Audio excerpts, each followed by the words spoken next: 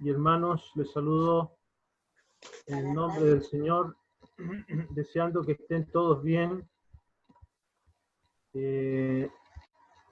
Vamos a estudiar la iglesia y vamos a estar viendo algunos principios de la iglesia y con la ayuda del Señor vamos a llegar a ver el tema de las 7 columnas de la iglesia, pero antes de eso me gustaría que viéramos como introducción algunos principios de la iglesia y el diseño divino que Dios nos ha dejado en las Escrituras, porque nos congregamos como iglesia, las costumbres de la iglesia, la forma de reunirnos en torno a la persona del Señor. Vamos a leer en 1 Timoteo capítulo 3, la primera carta del apóstol Pablo a Timoteo capítulo 3, en el verso número 15, 1 Timoteo 3:15, dice ahí, 1 Timoteo capítulo 3, versículo 15,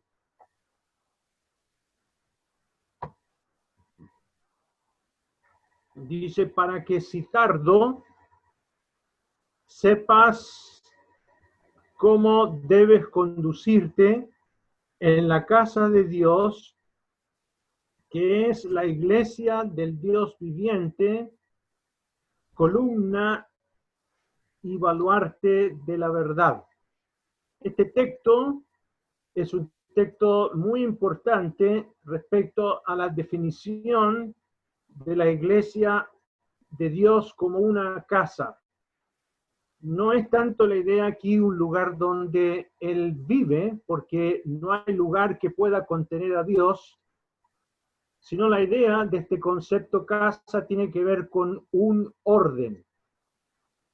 Y vamos a estudiar a través de la Escritura este orden, por qué nos congregamos, cómo nos congregamos y por qué las iglesias congregadas en el nombre del Señor son diferentes al mundo denominacional que nos rodea.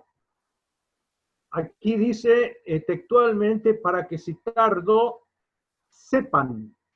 No es tanto Timoteo que tiene que saber, esa expresión sepas en el original es sepan, todos tienen que saber cómo deben, no es debes. Originalmente dice: para que sepan cómo deben conducirse en la casa de Dios, que es la iglesia del Dios viviente, columna y baluarte de la verdad.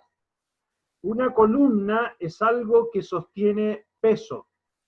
De igual manera, hay doctrinas, hay verdades en la palabra de Dios que sostienen las verdades de la iglesia congregada en el nombre del Señor.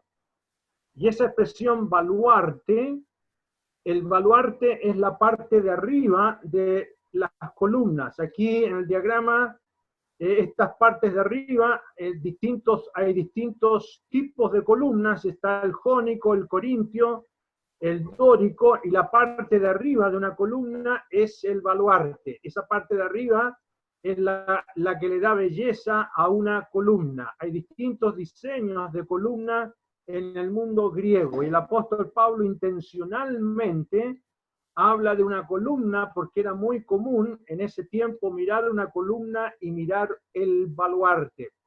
¿Y qué es lo que es el baluarte? Es la belleza de esa columna. De la misma manera, la iglesia tiene su belleza, tiene su modo, como Dios lo diseñó para que nos congreguemos en el nombre del Señor Jesucristo. Una belleza que para el mundo no es apreciada. Hoy día generalmente más se busca ser aceptados socialmente o atractivos en cuanto a algunos métodos que puedan captar más gente, pero que no son necesariamente la voluntad del Señor. Por eso es muy bueno saber cuáles son esas verdades doctrinales y por qué nos congregamos como nos congregamos como iglesia en el nombre del Señor. Una pregunta muy importante que debemos hacernos es, ¿está Dios entre nosotros? ¿Podemos tener la certeza de que estamos haciendo bien las cosas y que el Señor verdaderamente está en nuestras reuniones? Es una pregunta que debería indagar nuestros corazones para saber si estamos obedeciendo a la palabra de Dios. Y la pregunta que sigue es si estamos en lo correcto como iglesia, si realmente estamos haciendo el propósito de Dios y la razón por la cual existe la iglesia. ¿Estamos en aquello? ¿Podemos tener la certeza realmente de estar en aquello? Y podemos estar seguros de decir, como dice Isaías, acompáñenme, capítulo 30, en Isaías capítulo 30, en el verso número 21, hace una pregunta el profeta que también podríamos nosotros responderla con este versículo. Dice Isaías 30, 21, entonces tus oídos oirán a tus espaldas palabras que diga, este es el camino, andad por él y no echéis a la mano derecha ni tampoco torzáis a la mano izquierda.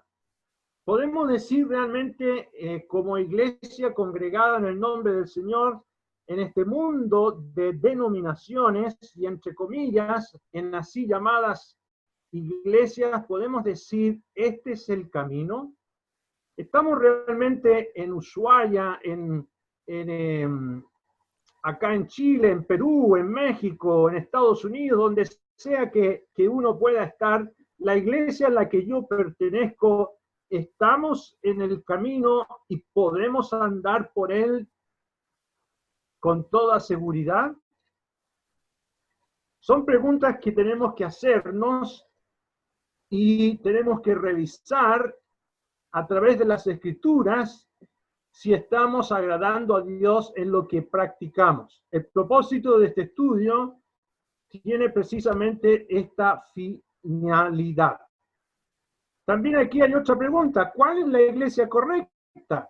Hay un sinnúmero de así llamadas denominaciones o iglesias, el mundo anglicano, el mundo, etcétera, incluso el Islam. Un hermano me decía hoy día que está invitado para hacer reuniones en Inglaterra, y en Inglaterra ya las iglesias están cerrándose, nuestras asambleas ya están desapareciendo. Una porque los hermanos han envejecido y el Islam está tomando mucho poder en Europa. Ya la gente no quiere saber de Dios, del Dios de la Biblia, y también no se puede hablar con libertad en Europa acerca de Dios. En España, incluso también, hermanos, me cuentan que en las iglesias ya se está votando para ver si la gente, los miembros de la iglesia, quieren seguir conservando la forma de congregarse en el nombre del Señor que conocemos, con la mujer cubierta, en silencio, y todo eso está sujetándose a votación, y la gran mayoría de las iglesias han optado por no seguir con estas prácticas para hacer más popular la iglesia y entre más gente. Entonces, realmente la cosa en Europa es dramática y es muy triste. Bueno, todo esto nos hace preguntarnos cuál es la iglesia correcta, cuál es la forma de reunirnos frente a tanta opinión, ¿no es cierto?, tanta cosa que circunda.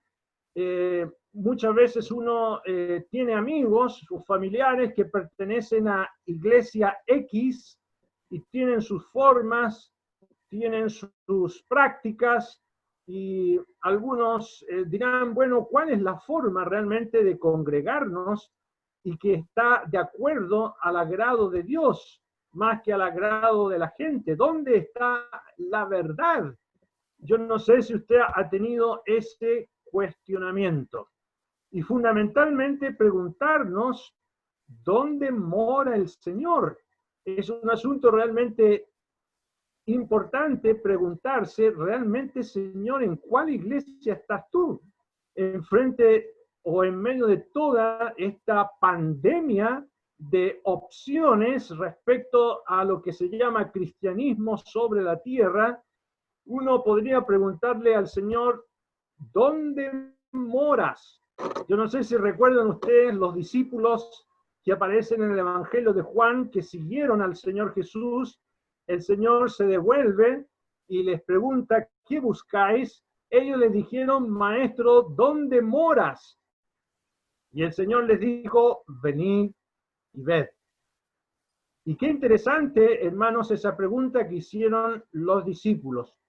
¿Dónde moras? Y es una pregunta que a través de estos estudios que vamos a estar realizando, intentaremos responder para que tengamos claridad de cómo diseñó Dios la iglesia congregada en su nombre a la luz de las Escrituras. ¿Qué es lo que es la iglesia? Esta pregunta también la quiero formular. ¿Qué es lo que es?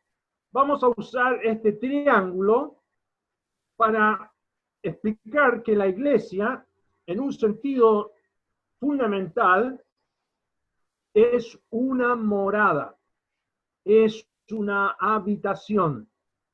La iglesia, en sentido global, es una habitación de personas redimidas, pero fundamentalmente es una morada de Dios.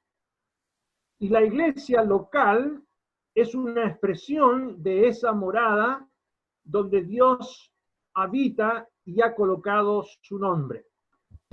Es una morada de Dios el Padre, es una morada de Dios el Hijo y es una morada de Dios el Espíritu Santo.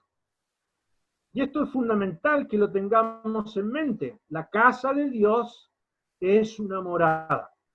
De Dios el Padre, leámoslo, por favor, vamos a leer en 2 de Corintios, el capítulo número 6, en 2 de Corintios, capítulo número 6, en el verso 16, dice y pregunta el apóstol Pablo, ¿y qué acuerdo hay entre el templo de Dios y los ídolos? Porque vosotros sois el templo del Dios viviente, como dijo, habitaré y andaré entre ellos y seré su Dios y ellos serán mi pueblo. Aquí el apóstol les está diciendo a los corintios que ellos son el templo del Dios viviente. Es una expresión que se ocupa aquí como iglesia. La iglesia congregada allí en Corintio en el nombre del Señor es una habitación del Dios viviente.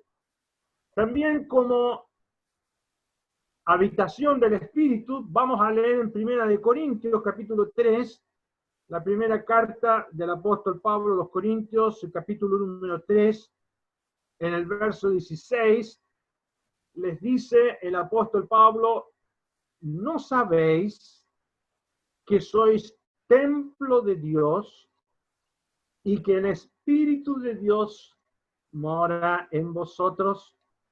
Aquí se está refiriendo a la iglesia como templo del Espíritu Santo. En el capítulo número 6 se va a referir al creyente como templo del Espíritu Santo. Pero aquí específicamente en el capítulo número 3 se está refiriendo al creyente como templo del Espíritu Santo. También es una habitación del Hijo de Dios. Vamos a leerlo en Efesios capítulo 2. La iglesia local también es una morada donde el Señor Jesucristo también se presenta.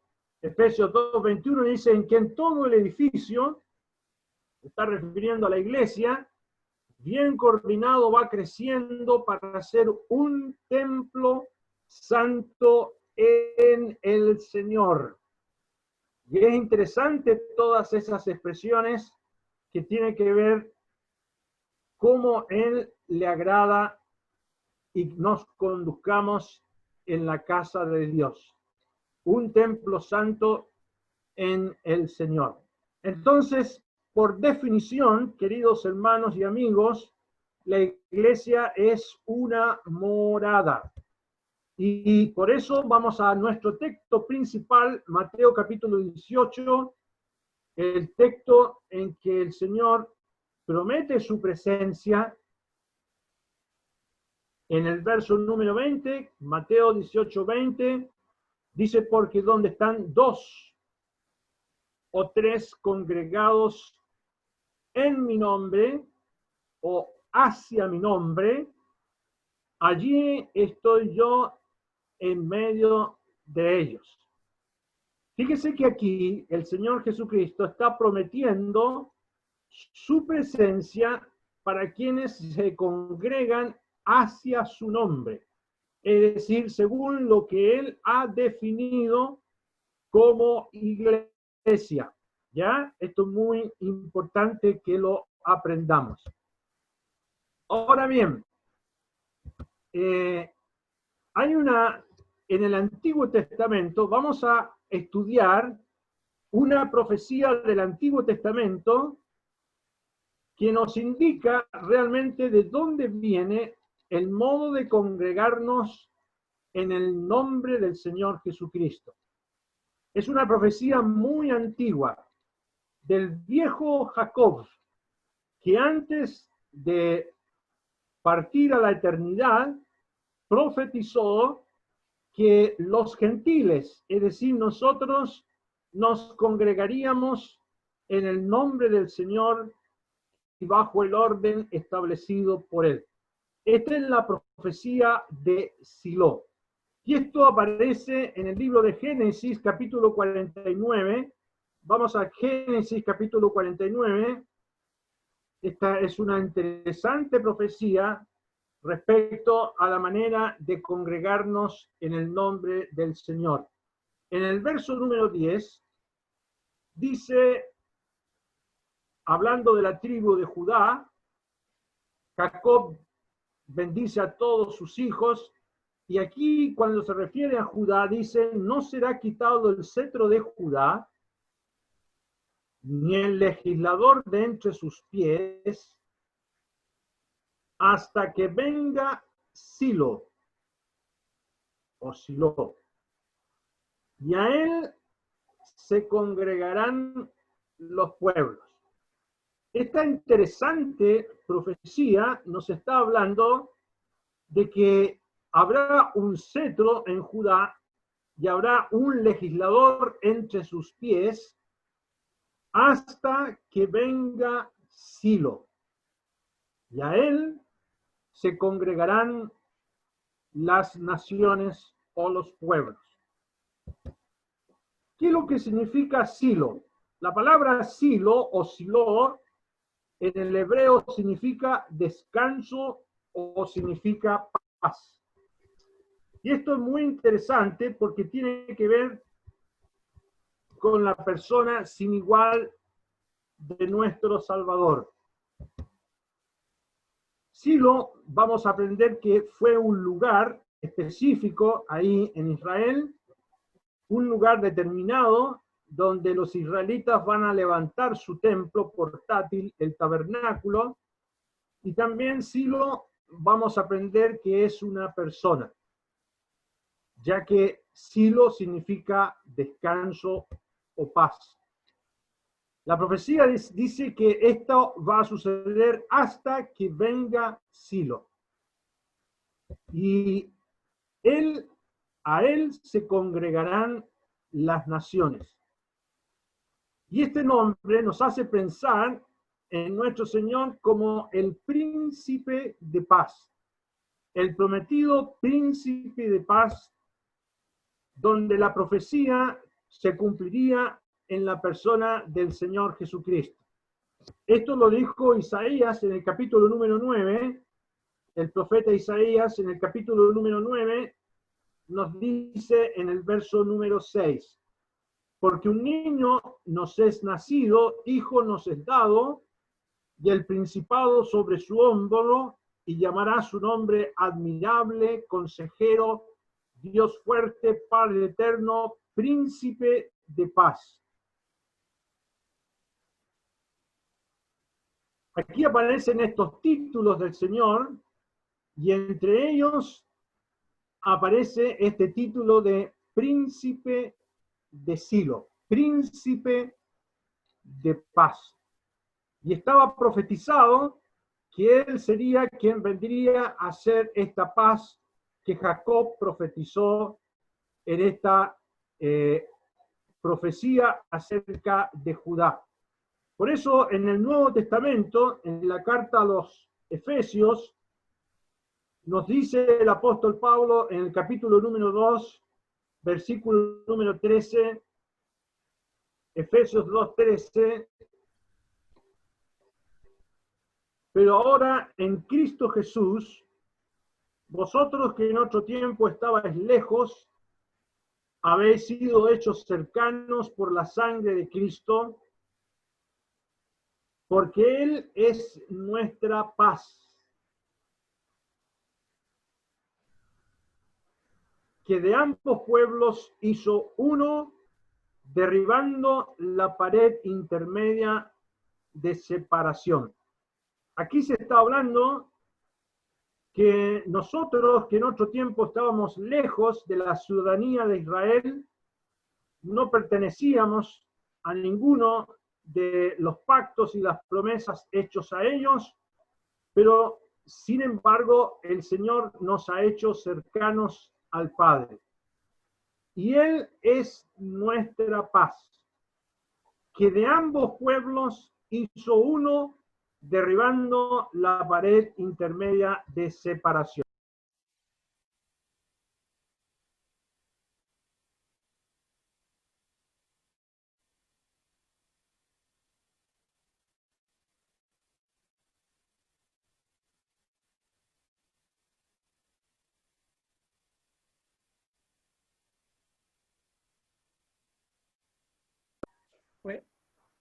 Ok, aquí tenemos entonces en el Nuevo Testamento esta verdad y se vuelve a repetir en la carta a los Colosenses. En la carta a los Colosenses, nos dice la carta a los Colosenses, capítulo número 1, dice en el verso número 20, Colosenses 1:20,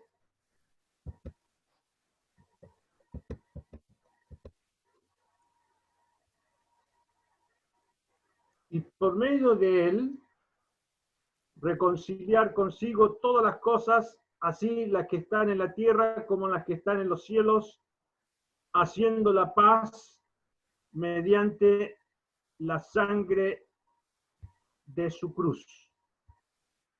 Ahí tenemos entonces, hermanos y amigos, que Silo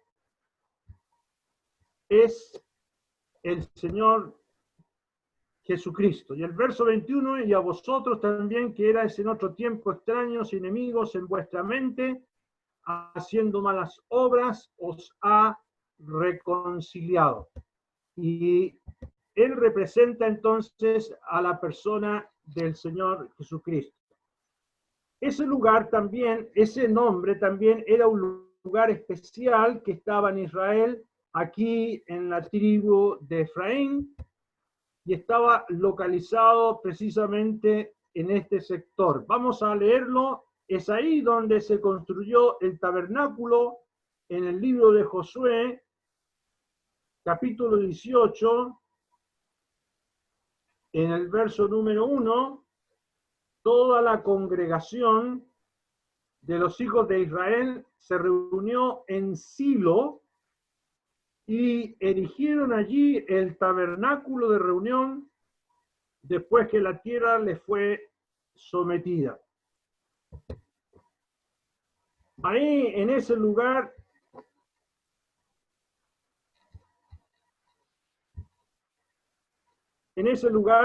ellos podían congregarse en el nombre del Señor.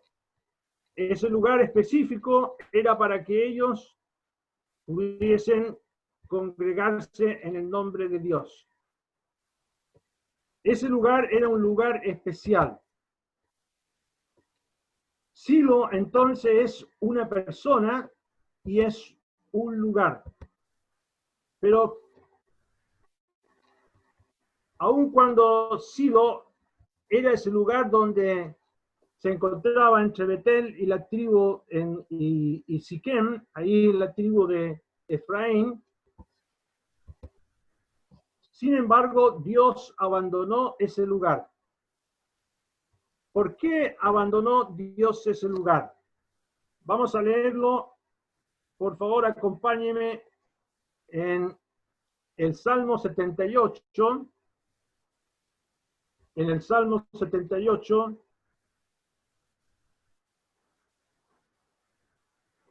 en el versículo número 60.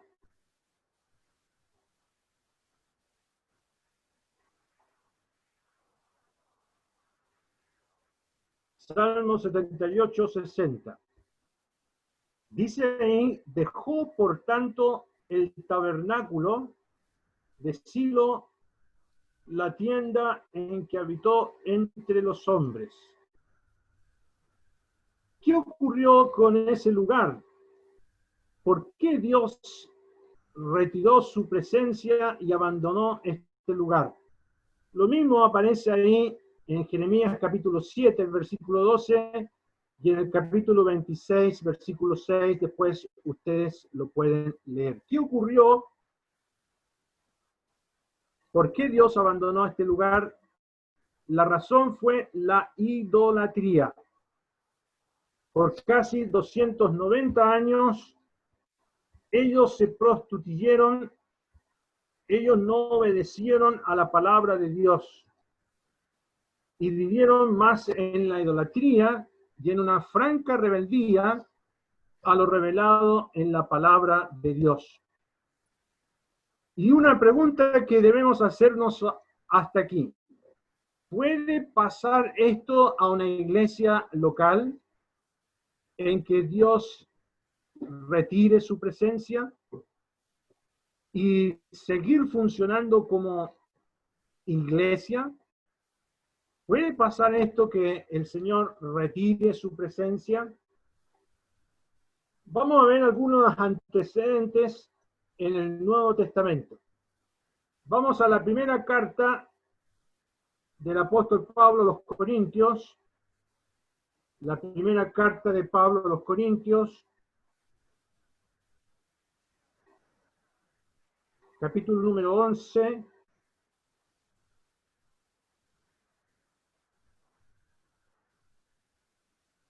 en el verso número 20, les dice el apóstol Pablo a los Corintios, cuando pues os reunís vosotros, esto no es comer la cena del Señor, porque al comer cada uno se adelanta a tomar su propia cena y uno tiene hambre y otro se embriaga. Pues que no tenéis casas en que comáis y bebáis o menospreciáis la iglesia de Dios y avergonzáis a los que no tienen nada. ¿Qué os diré? Os alabaré, en esto no os alabo. Y hermanos, la iglesia de Corintio estaba celebrando la cena del Señor, pero no era la cena del Señor. Puede ocurrir a una iglesia local que esté practicando la cena del Señor y que no sea la cena del Señor. Por supuesto que sí. Y eso significa que el Señor retira su presencia. Escúchame bien, querido hermano, querida hermana.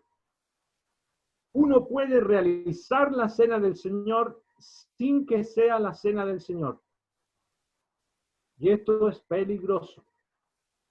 También vamos a ver otro antecedente. En Apocalipsis, capítulo número 2,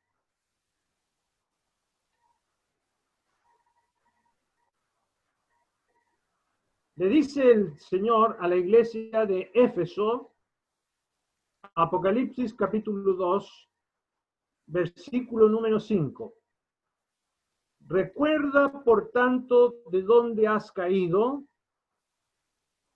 y arrepiéntete y haz las primeras obras, pues si no, vendré pronto a ti y quitaré tu candelero de su lugar si no te hubieses arrepentido.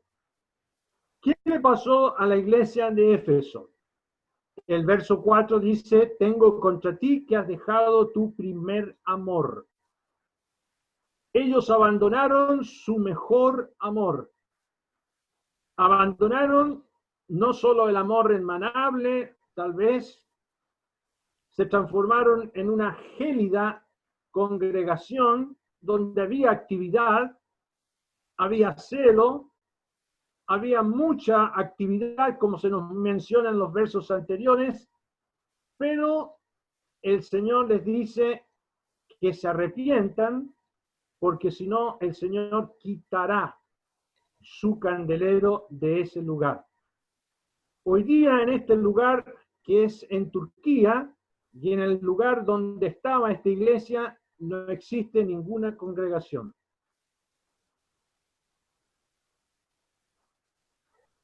Y hermanos amados, el Señor puede quitar su candelero, su presencia, como le pasó a los israelitas allí en Silo. También en el capítulo número 3, Apocalipsis capítulo número 3, en el mensaje a la iglesia de la Odisea, en el verso 19, el Señor dice a la iglesia, yo reprendo y castigo a todos los que amo. Sé pues celoso y arrepiéntete. He aquí yo estoy a la puerta y llamo. Si alguno oye mi voz y abre la puerta, entraré a él y cenaré con él y él conmigo. ¿Dónde está el Señor en la iglesia de la Odisea? ¿Está adentro o está afuera? Evidentemente está afuera. Él dice, he aquí, yo llamo a la puerta. Si alguno oye mi voz y abre la puerta, entraré. En la iglesia del la Odisea, ya el Señor no estaba. La había abandonado. Pero como es un candelero de oro y es de su pertenencia, Él está allí llamando a el arrepentimiento. Entonces, hermanos, la primera lección que tenemos que aprender es que no podemos imitar al mundo en la manera de congregarnos en el nombre del Señor. Tenemos que hacer las cosas según el propósito y el diseño que Él ha determinado para que nos congreguemos en su nombre. Habiendo dicho esta introducción, quiero referirme, hermanos, a las prácticas que vamos a estar estudiando como iglesia. Antes de eso,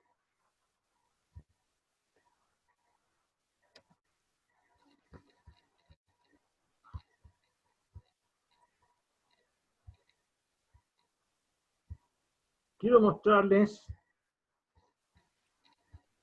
hermanos amados,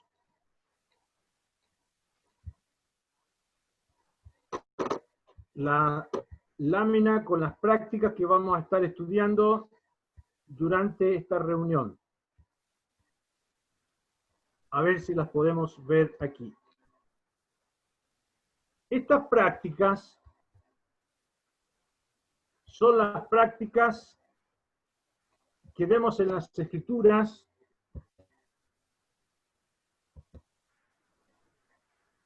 como 7 columnas.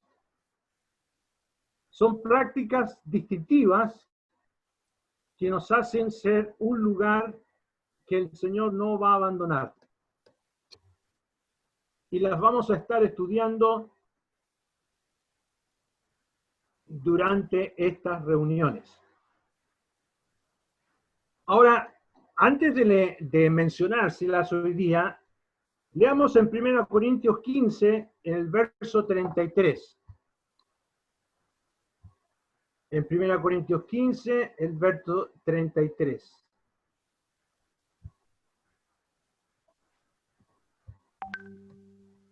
Dice ahí,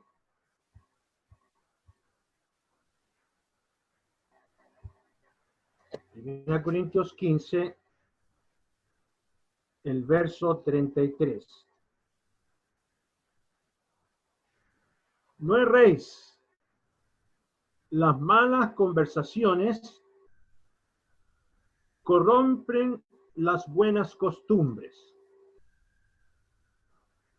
Velad debidamente y no pequéis, porque algunos no conocen a Dios, para vergüenza vuestra lo digo.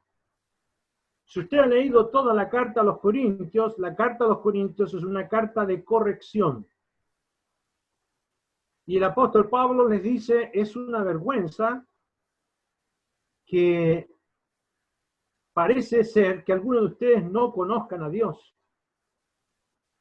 O tal vez no son salvos algunos de ustedes, o no se han dedicado a estudiar las Escrituras y conocer a Dios. Hay dos posibilidades. Y les dice en el verso 33, las malas conversaciones corrompen las buenas costumbres. Es decir, ellos estaban imitando las malas costumbres del mundo.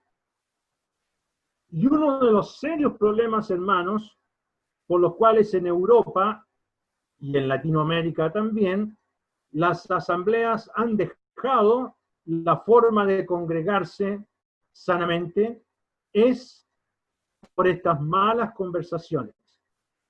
Se han incorporado prácticas que están reñidas con la palabra de Dios y que pueden amenazar con que el Señor quite su candelero. Y podemos seguir funcionando, claro. Usted puede hacer muchas actividades. Pueden hacerse muchas cosas, pero sin la presencia del Señor. Y por eso tenemos que no imitar las costumbres del mundo, no tratar de ser atractivos, no tratar de ser socialmente más activos en desmedro de obedecer la palabra de Dios. Estas 7 columnas que vamos a estudiar las insinúa también el libro de Proverbios. Si ustedes me quieren acompañar, por favor, vamos a estudiar estas 7 columnas de la casa de Dios y las vamos a ver en el libro mencionadas en Proverbios capítulo 9,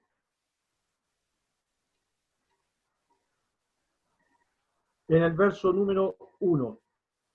Proverbios 9, 1. Dice, la sabiduría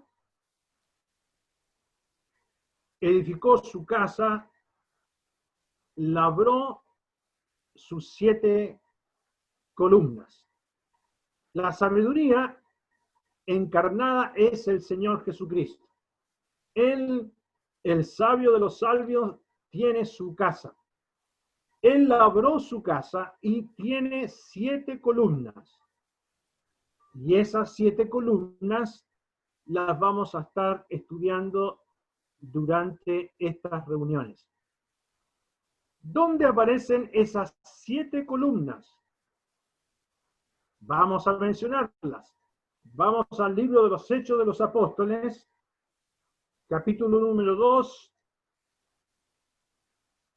y el verso 41 y 42. Hechos capítulo 2, versículos 41 y 42.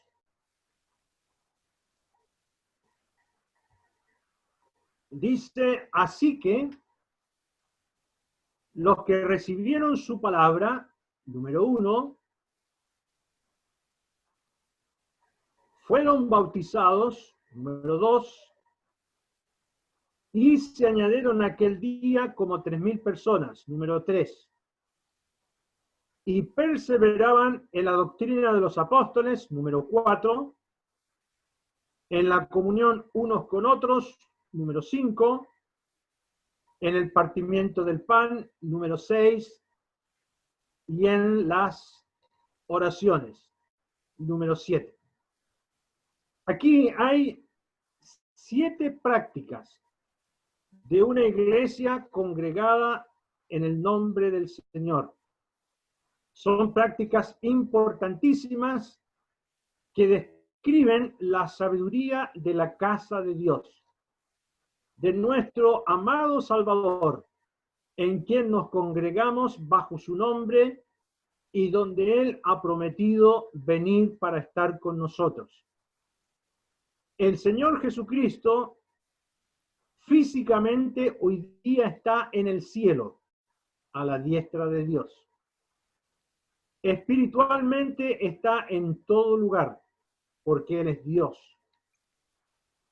Pero personalmente, Él viene a ese lugar donde se respeta su palabra. Él prometió, donde están 2 o 3 congregados hacia mi nombre, allí estoy yo en medio de ellos. Y esa promesa, hermanas y hermanos, sigue vigente para aquellos creyentes que se congregan según la doctrina de la iglesia local. Vamos a dejar enunciado esto y la próxima semana vamos a empezar a ver cada una de estas 7 columnas. Vamos a hacer una oración para terminar. Nuestro amado Padre, queremos darte gracias, nuestro Dios, que tú has diseñado esta manera de congregarnos en el nombre de tu amado Hijo. Jacob profetizó que vendría el que se llamaría Silo, el príncipe de paz que profetizó Isaías, aquel que vino a ser la paz que escribió el apóstol Pablo, aquel que ha hecho la paz para que nosotros pudiésemos ser perdonados y comprados para ti. Gracias a nuestro Dios que tenemos un lugar donde congregarnos. Hoy día estamos limitados de poder hacerlo. Es el lugar donde el Señor colocó su nombre, pero podemos aprender antes de volver allí a hacer las cosas como a ti te agradan, no imitando al mundo, sino según tú nos has dejado en tu palabra, para que el Señor no abandone ese lugar. Qué triste lo que le pasó a Israel. El Señor abandonó el tabernáculo. Y Padre, deseamos que esto nunca nos ocurra a nosotros. Deseamos serte agradables y por eso queremos estudiar tu palabra, nuestro Dios. Queremos quedar en tu presencia, en el nombre del Señor Jesucristo. Amén.